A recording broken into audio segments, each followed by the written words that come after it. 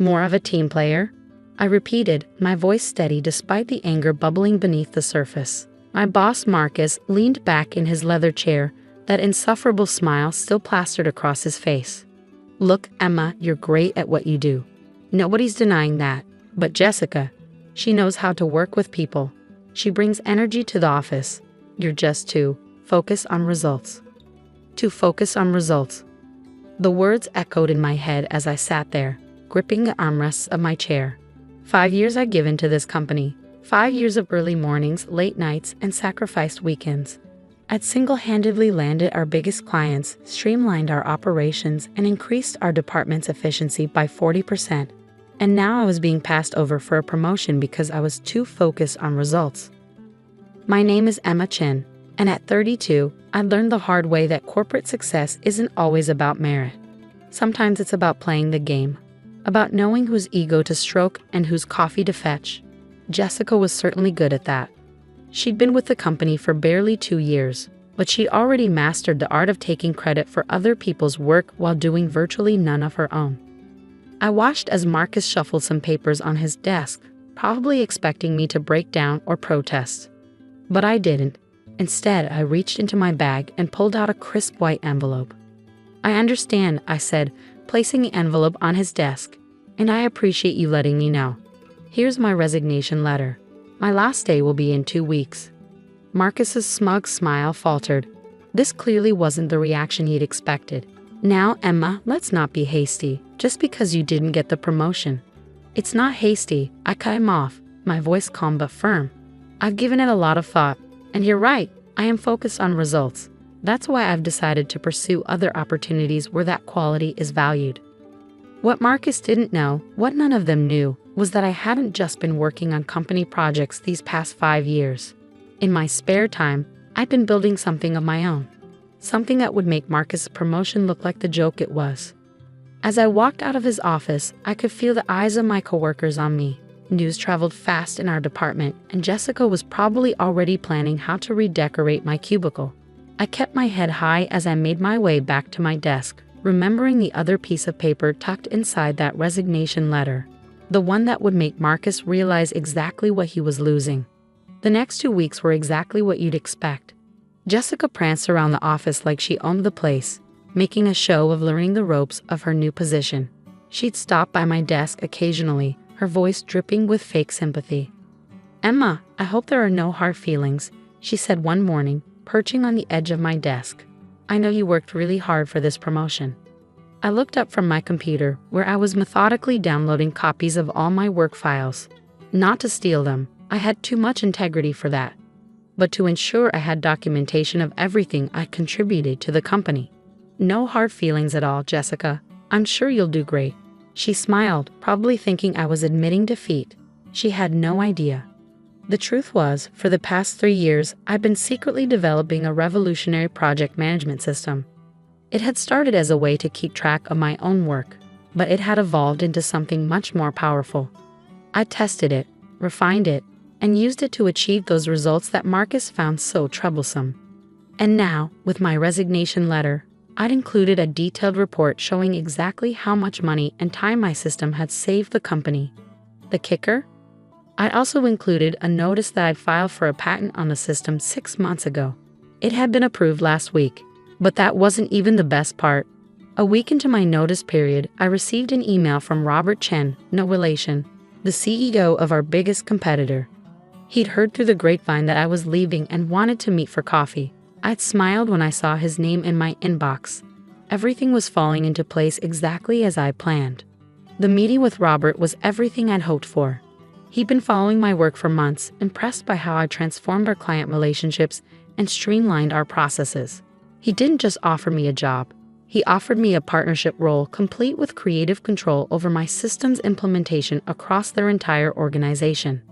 We've been looking for someone like you, Emma, he said, sliding a contract across the table. Someone who understands that results matter. The salary is triple what you're making now, plus equity in the company. I took the contract, my hands steady despite my racing heart. This was what recognition felt like. This was what it felt like to be valued. The day I handed in my security badge, Marcus called me into his office one last time. The smug smile was gone, replaced by something that looked almost like panic. "Emma, we need to talk about this report you included with your resignation letter," he said, holding up the papers with shaking hands. "Why didn't you tell us about this system before?" I sat down, smoothing my skirt as I did. "I tried, Marcus. 3 times in the past year, I requested meetings to discuss implementing new efficiency measures. You said we needed to focus on team dynamics instead." His face paled as he flipped through the pages. But this is revolutionary. The potential savings alone. And you've already patented it." I nodded, enjoying the way his voice cracked. "I have, and I've accepted a position with Chen Industries. They're very excited about implementing the system company-wide." Marcus slumped in his chair, the full weight of his mistake finally hitting him. "Chen Industries? Our biggest competitor. Emma, you can't. What about loyalty to the company?" "Loyalty?" I couldn't help but laugh. "Like the loyalty you showed me when you promoted Jessica. Like the loyalty you showed when you dismissed every suggestion I made because I wasn't enough of a team player?" I stood up, straightening my jacket. "You know what the funny thing is, Marcus? If you looked past your biases, if you actually paid attention to the results I was achieving instead of focusing on who brought you coffee or laughed at your jokes, none of this would be happening. But you didn't. And now Chen Industries is going to have an advantage that you can't match." "We'll match any offer they made," he said quickly, desperation creeping into his voice. "We'll promote you to senior director. Just don't go to Chen." I shook my head, almost pitying him. "It's not about the money or the title, Marcus. It's about respect. It's about recognizing value, and you've made it very clear where you stand on that." As I walked out of his office for the last time, I heard him frantically dialing his phone, probably calling the executive team to figure out damage control. But it was too late. The patent was mine, the new job was signed, and Jessica. Well, Jessica would soon learn that taking credit for other people's work only gets you so far when you have to actually deliver results. That evening, as I packed up my desk, I found a post-it note stuck to my monitor. It was from Jessica, written in her flowing script. "Sorry to see you go. Keep in touch." I smiled as I crumpled it up and tossed it in the trash. Oh, she'd be hearing about me all right. The whole industry would be. My first day at Chen Industries felt like stepping into a different world. Instead of a cramped cubicle, I had a corner office with floor-to-ceiling windows. My name was etched on a sleek glass nameplate. Emma Chen, Director of Operations and Strategic Innovation. But the real difference wasn't in the office or the title. It was in how people treated me. Robert Chen, the CEO, had called an all-hands meeting to introduce me. Standing at the front of the conference room, he didn't just announce my position. He outlined my achievements, explained the value of my management system, and made it clear that I would have full authority to implement changes across the organization.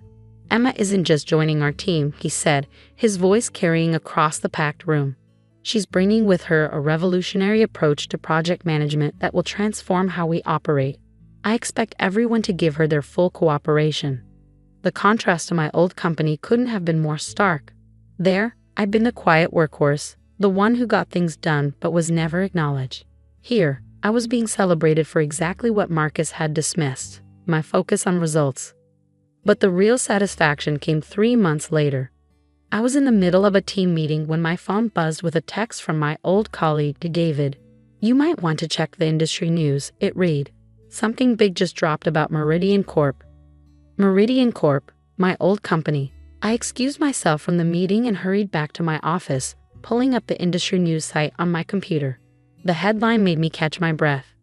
Meridian Corp shares preliminary 30% following disastrous Coworker utilities. The article detailed how Meridian had lost 3 major clients in the past quarter, with several others threatening to follow.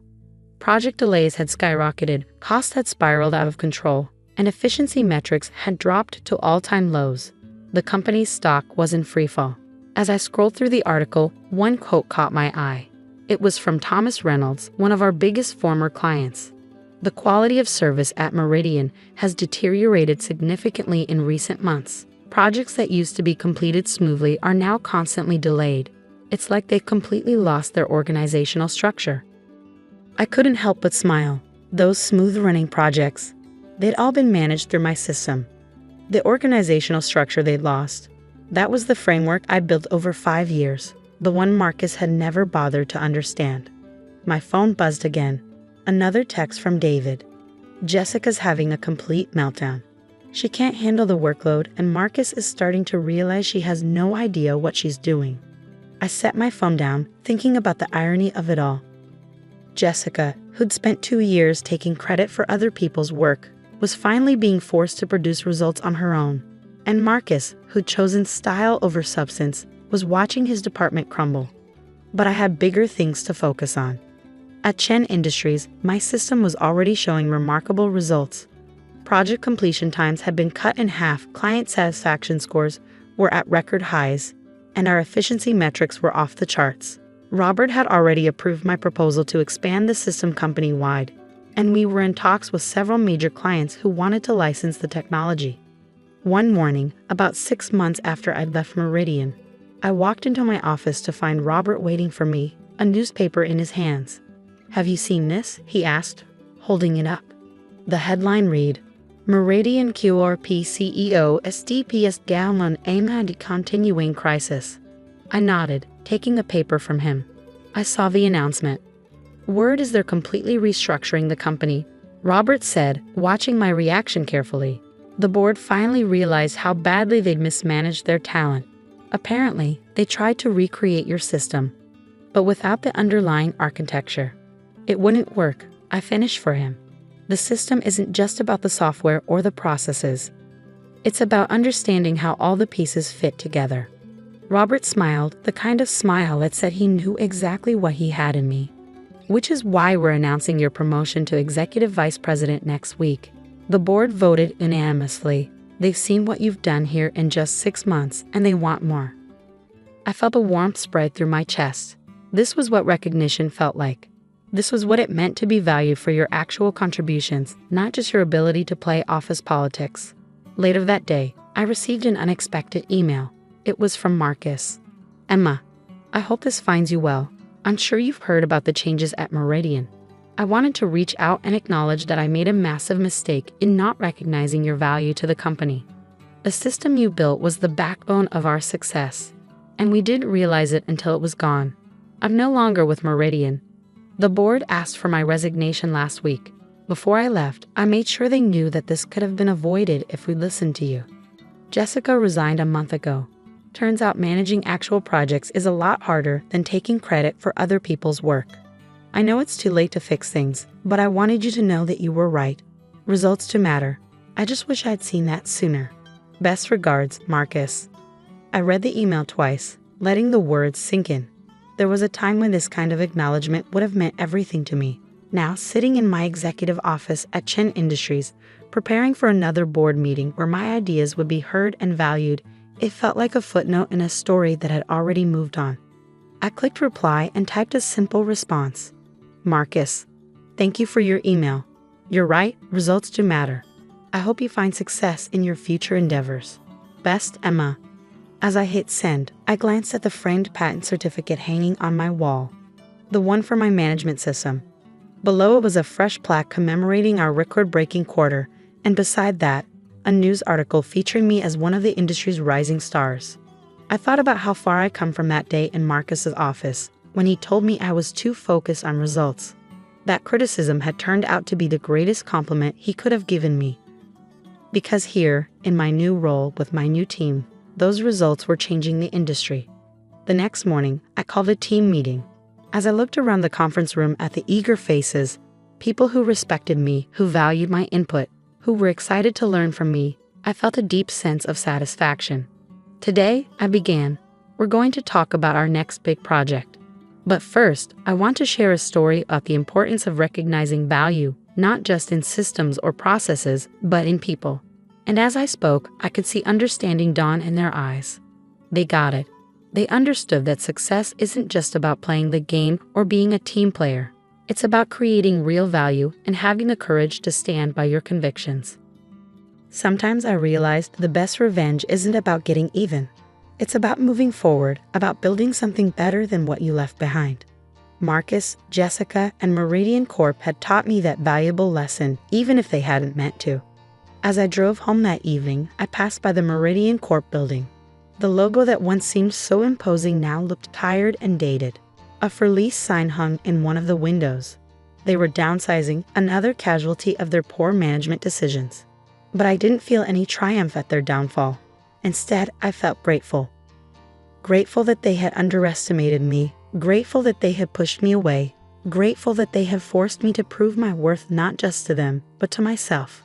Because sometimes, the biggest opportunities come disguised as rejection. Sometimes, being too focused on results is exactly what you need to be. And sometimes, the best response to someone undervaluing you is to show them exactly what they missed out on. My phone buzzed. Another text from David.